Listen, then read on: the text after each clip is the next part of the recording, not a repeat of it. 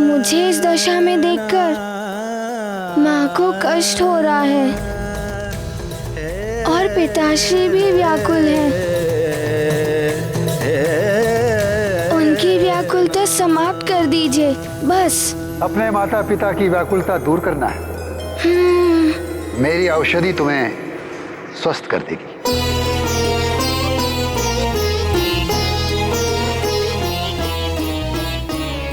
किंतु उसके पूर्व मुझे वचन दो कि सदैव अपने माता पिता की बात मानोगे।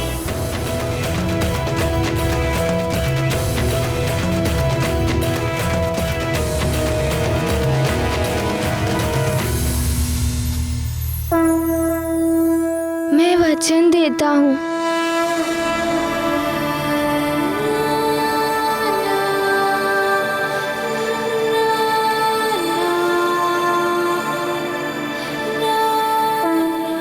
लेट जाओ बालक।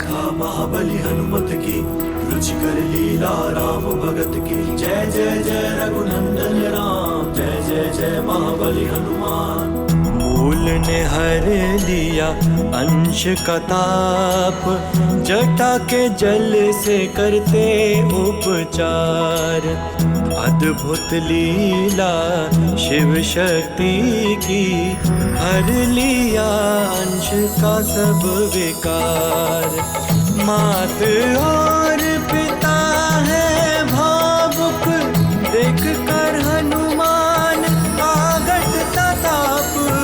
हनुमान है अब ताप रहित, रहे निरोगी अंजन पुत्र का शरीर। ये गाथा महाबली हनुमत की, रुचिकर लीला राम भगत की। जय जय जय रघुनंदन राम, जय जय जय महाबली हनुमान।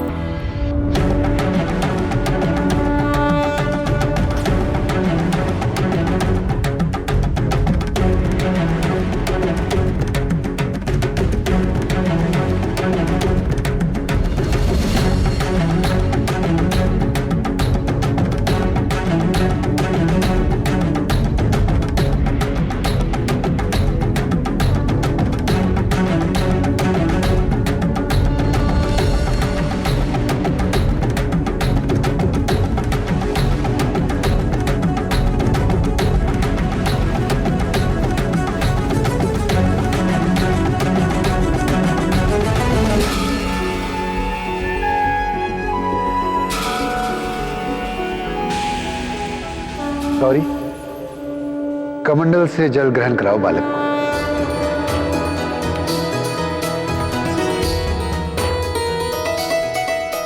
ग्रहण करो इसे।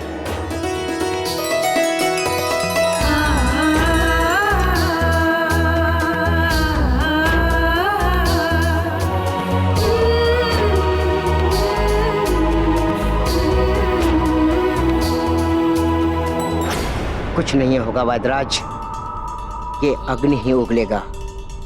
बल बला बल बल।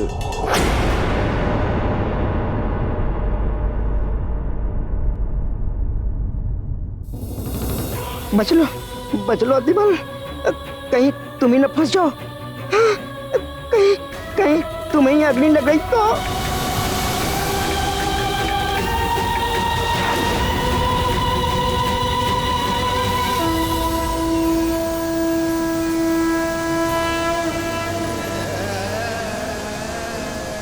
इस बार अग्नि नहीं निकली।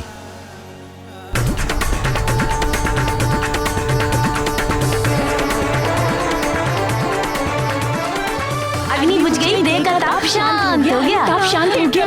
मित्र हनुमान, तुम तो स्वस्थ हो रहे हो।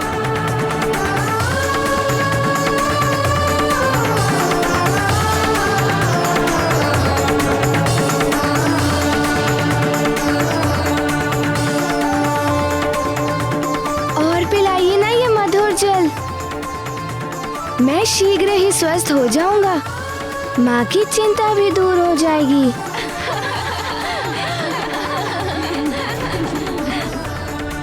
और नहीं, अति औषधि की हो, भोजन की हो, प्रेम की हो, शत्रुता की हो, ज्ञान की हो या किसी अन्य वस्तु की हो, अति सदैव क्षति का कारण बनती है। यदि एक घूंट में तुम स्वस्थ हो सकते हो, उससे अधिक जितनी भी औषधि तुम पी जाओगे वो व्यर्थ तो जाएगी और उससे तुम्हें हानि भी हो सकती है। इसलिए सदैव उचित मात्रा का ध्यान रखो। मैं समझ गया। मैंने भी अधिक मात्रा में लावा पी लिया था।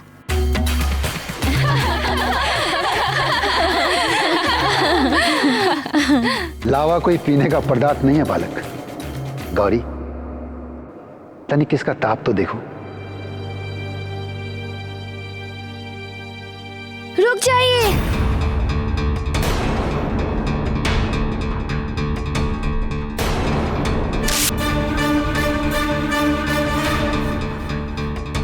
माँ ने भी मुझे छुआ था। उन्हें भी हाथ में ताप लग गया था। कहीं आपको भी? मुझे कुछ नहीं होगा बालक।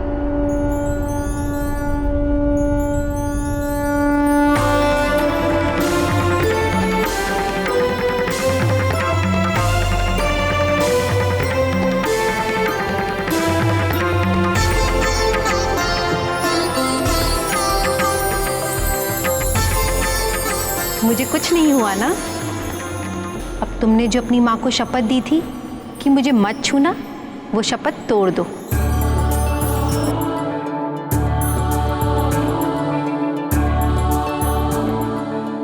अब आप अपने पुत्र को स्पर्श कर सकती हैं।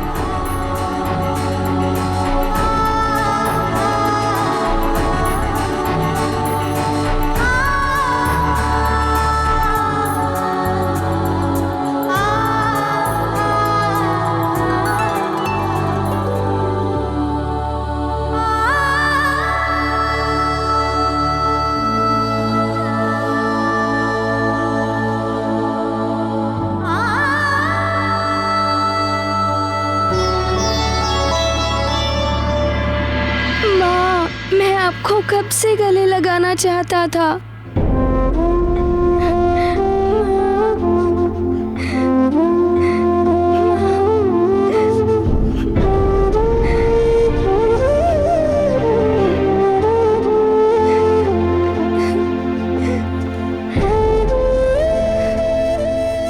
वैद्यराज जी,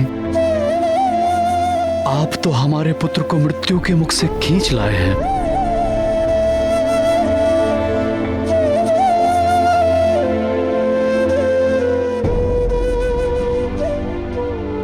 भगवान बनकर आए हैं आप हमारे लिए। अब बालक को विश्राम की आवश्यकता है। इसे सोने दीजिए। प्रातः तक ये पूर्णतया स्वस्थ हो जाएगा।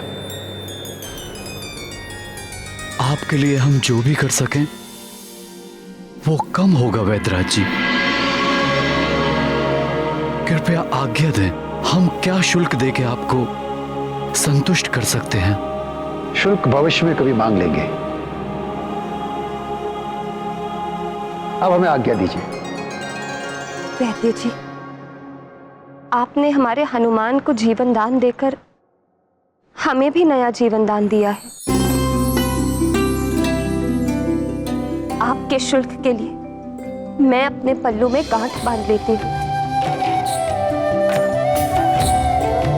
जब भी आप कहेंगे, जो भी आप कहेंगे, यदि वो हमारे सामर्थ्य में हुआ तो हम आपको अवश्य वो शुल्क देंगे।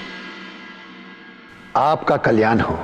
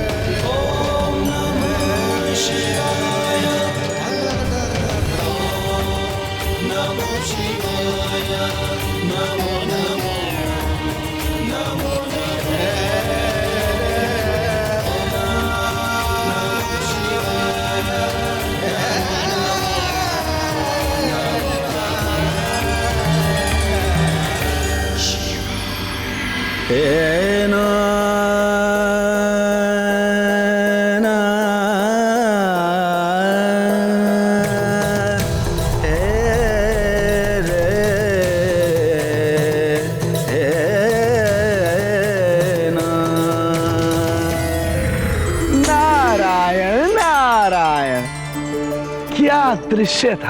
आहा, रुद्रांश को स्वयं रुद्र अपनी जटाओं में बसी गंगा से स्नान करा रहे थे।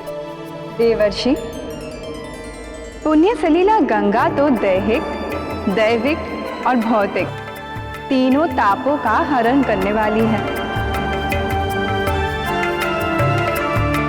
हनुमान का ताप तो समाप्त होना ही था ना। और देवर्षि, आपने देखा नहीं, आज तो महादेव हनुमान को स्नान करा के ऐसे आनंदित हो रहे थे जैसे स्वयं पिता अपने पुत्र को स्नान करा के आनंदित होता है। हाँ प्रभु, पहले स्नान कराया, फिर माता महेश्वरी ने कमंडल से अमृत पान कराया।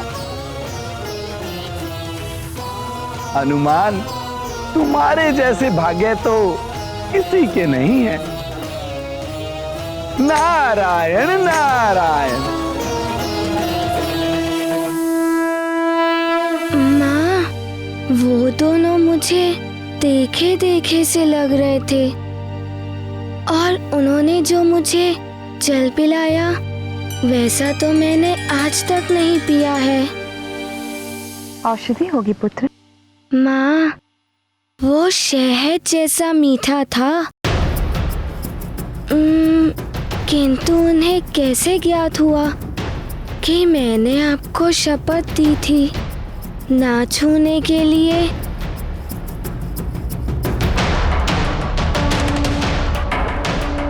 अब तुमने जो अपनी माँ को शपथ दी थी कि मुझे मत छूना, वो शपथ तोड़ दो। अब आप अपने पुत्र को स्पर्श कर सकती हैं।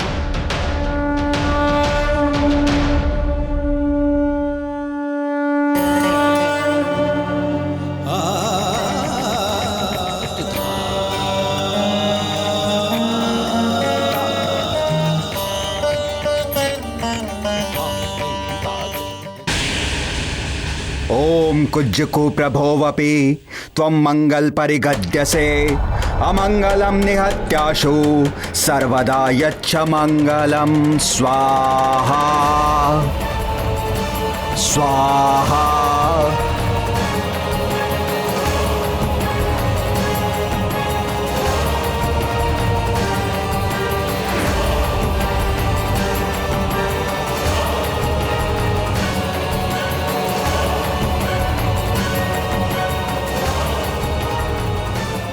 दशानन, देख रहे हो आकर्षण कवच को?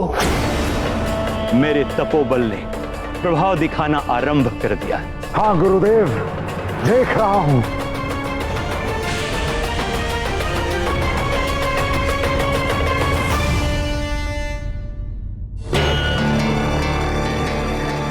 देवराज इंद्र, हमारी सेना युद्ध के लिए तत्पर है। मात्र युद्ध नहीं है ये सेनापति कार्तिकेय, आज हमारी सेना को हमारा कर्तव्य पुकार रहा है। आज हमारे वीरों को श्रेष्ठ पराक्रम और अद्भुत शौर्य दिखाना है।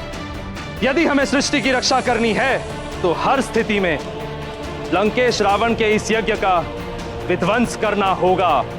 यदि रावण इस यज्ञ में सफल हो गया तो ना केवल उसकी शक्तियां कई गुना बढ़ जाएगी, वरन वो हर किसी से अवध्य भी हो जाएगा, जिसके पश्चात समस्त सृष्टि असुरों के आतंक और अत्याचार से त्राहिमाम कर उठेगी। तीनों लोक पर असुरों का आतंक होगा। इसीलिए इस यज्ञ का विध्वंस होना अति आवश्यक है। जी देवराज, हमारी सेना किसी भी कठिन चुनौती से निपटने के लिए तत्पर है। केवल आपके आदेश की प्रतीक्षा है देवराज इंद्र।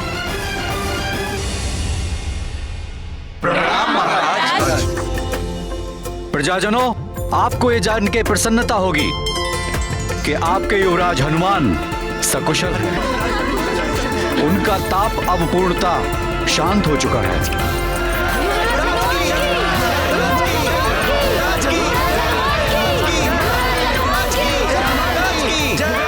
सेनापति, इन वैदराज को तो कभी देखा ही नहीं अपने नगर में। पता नहीं कहां से आए थे। हाँ महाराज, हमें आग्रह करना चाहिए कि वे हमारे नगर में ही बस जाएं। प्रणाम महाराज। महाराज, मैं भी उनसे यही आग्रह करने के लिए बाहर गया था, किंतु वे कहीं दिखाई ही नहीं दिए। मुझे तो लगता है ईश्वर स्वयं आए थे मेरे पुत्र का उपचार करने। हे महादेव, हे कृपा निधान, आपको कोटि कोटि नमन।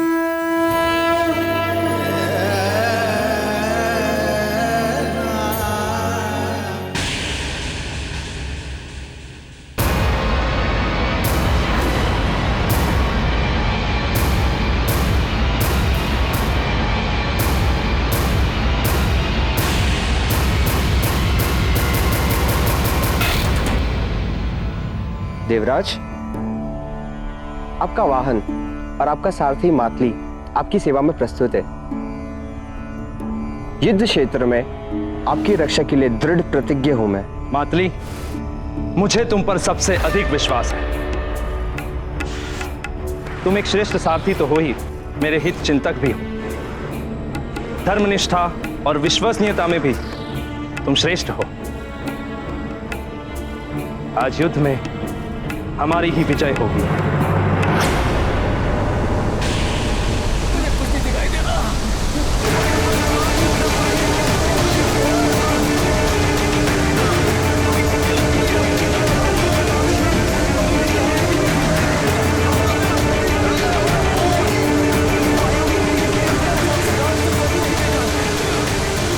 ये अकस्मात क्या हो रहा है? कुछ दिखाई भी नहीं दे रहा है। वायु भी बहुत तीव्र हो गई है। ये कैसा अलौकिक प्रकाश है? मुझे कुछ दिखाई भी नहीं दे रहा है। ब्रह्मदेव, अब मैं देखता हूँ नर और वानर मेरा क्या बिगाड़ लेते हैं। रुक जाओ देवराज इंद्र।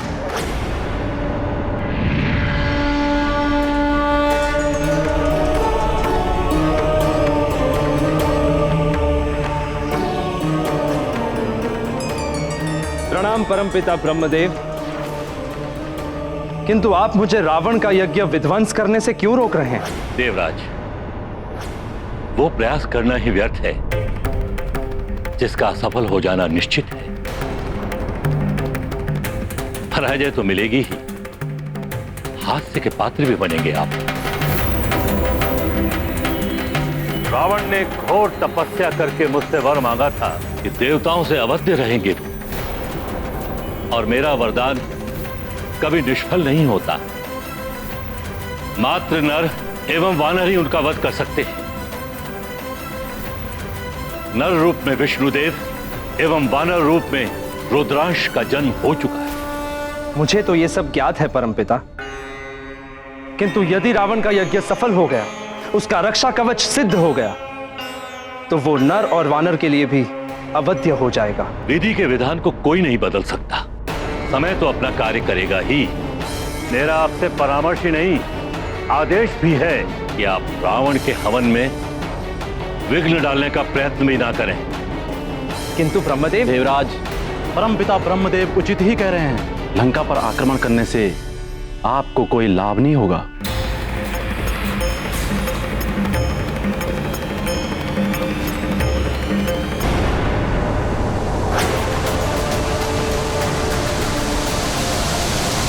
लंकेश, सिद्ध हो गया यह कवच।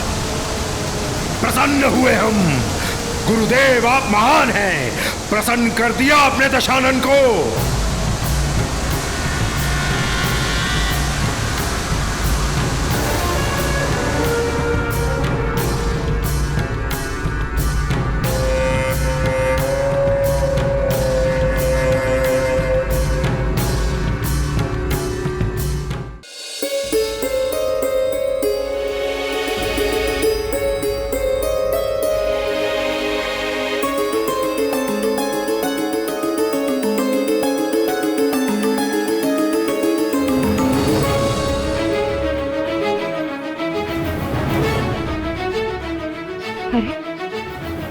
हनुमान कहाँ चला गया?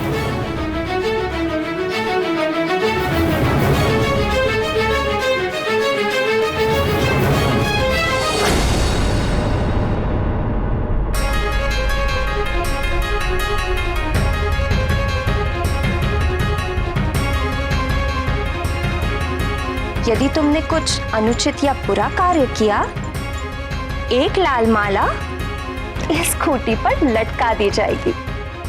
तो तुम समझ गए पुत्र कि तुम्हारा ज्वालामुखी को अप्राकृतिक रूप से रोकना अनुचित था।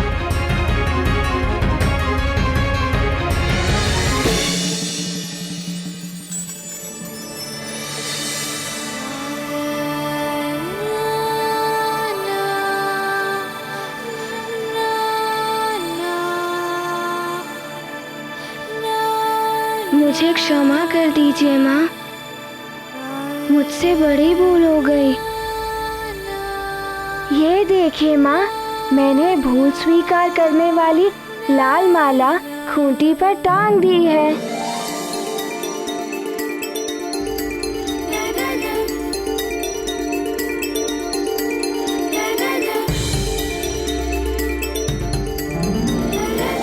पुत्र, जो भी करना हो सोच विचार कर करना चाहिए। ज्वालामुखी का फूटना प्राकृतिक प्रक्रिया है। प्रकृति के कार्य में हस्तक्षेप करने से संकट उत्पन्न होते हैं, किंतु तुमने तो बिना विचार किए उसके प्रवाह को रोकने का प्रयास किया। वो मेरी भूल थी माँ।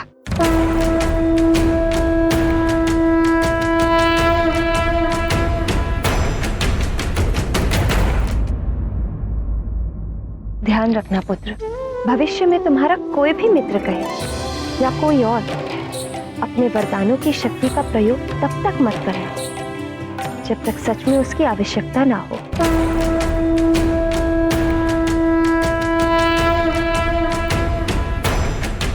से निकले संपूर्ण लावे को पीने के पश्चात राजवैद्य नाना प्रकार की औषधियों से हनुमान का उपचार करते हैं। वहीं दूसरी ओर लंका में दैत्य गुरु शुक्राचार्य द्वारा अवैदिक विधि से किए जा रहे यज्ञ का प्रभाव अब इंद्रलोक में भी दिखाई पड़ता है। इधर सुमेरु में जब राजवैद्य हनुमान की देह की ताप को शांत नहीं कर पाते, तब महादेव व पार्वती स्वयं वैद्य के रूप में प्रकट होकर हनुमान के पास चले आते हैं। अब आगे